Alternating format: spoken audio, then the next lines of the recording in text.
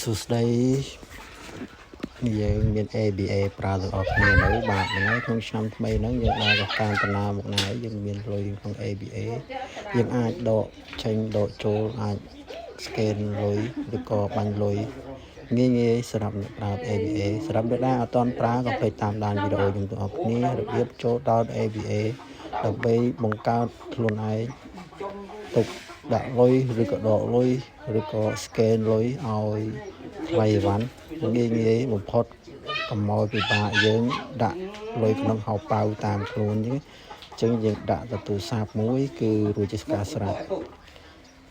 ហើយបងប្អូនអាចទស្សនាវីដេអូនេះបានហ្នឹងហើយ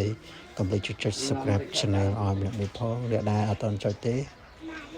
ដើម្បីនឹងទទួលបានវីដេអូភាគតទៀតជាមួយនឹងការបង្កើតនិងការធ្វើផ្សេងជាច្រើនទៀតអូខេវីដេអូមានតែប៉ុណ្្នឹងហើយស្គាល់តាមបងប្អូននឹងចូលចិត្ត